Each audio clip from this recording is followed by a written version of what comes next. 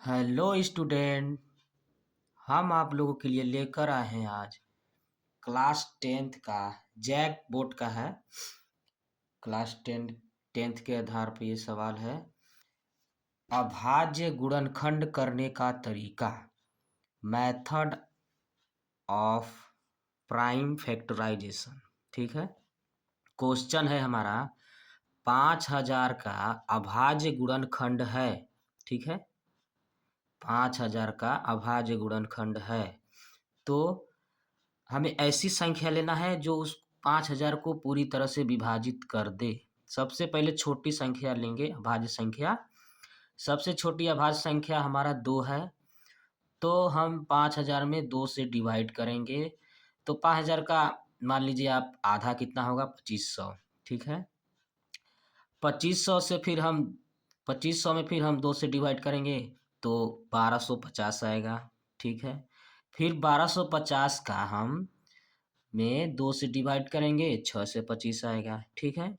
फिर 625 में हम 2 से डिवाइड करेंगे तो वो पूरी तरह से विभाजित नहीं होगा, क्योंकि देखिए 625 भागे 2, 2 2 तिहाई 6 कट गया ये।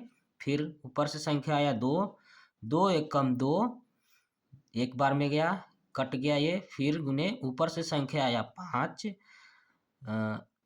2 दूनी 4। ठीक है। 5 है, नीचे 4 है, तो 5 में से 1 घटाएंगे तो 1 बचेगा। ठीक है। अब भागा जाएगा हमारा, नहीं जाएगा, हमें दशमलव लगाना पड़ेगा। दशमलव लगाएंगे तब यहाँ 0 लिखेंगे। 2 5 10 पूरी तरह से विभाजित नहीं है, दशमलव आ गया।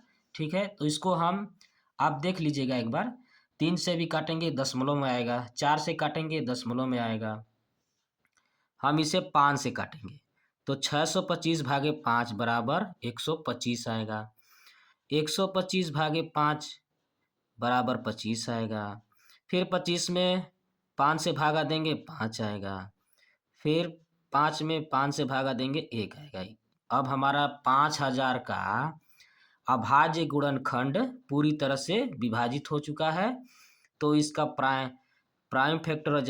प्राइम फैक्टराइजेशन आया है। देखिए 2 कै गो है, 1 2 3, 1 2 3 लिख दिए। 5 कै गो है, 1 2 3 4, 1 2 3 4। 5000 का फैक्टराइजेशन हम इसे ऐसे भी लिख सकते हैं, 2 के पावर 3, क्योंकि 3 गो 3 है, 2 के पावर 3, 3 गो 2 है तो 2 के पावर 3 लिख देंगे। फिर मल्टीप्लाई लिखेंगे। 5 कै गो है हमारा, 1 2 3 4, 4 ठो है तो हम 5 के घाते 4 लिख सकते हैं। ठीक है। इस तरह से 5000 का अभाज्य गुणनखंड 2 के पावर 3 गुने 5 के घाते 4। हमें उम्मीद है आप लोगों को ये क्वेश्चन अच्छे से समझ में आया होगा। क्लास टेंथ के बच्चों, आप लोग इसे एक बार समझ जाइए, आपका जो एग्जाम में क्वेश्चन आता है आपको सॉल्व करने में आसानी होगी।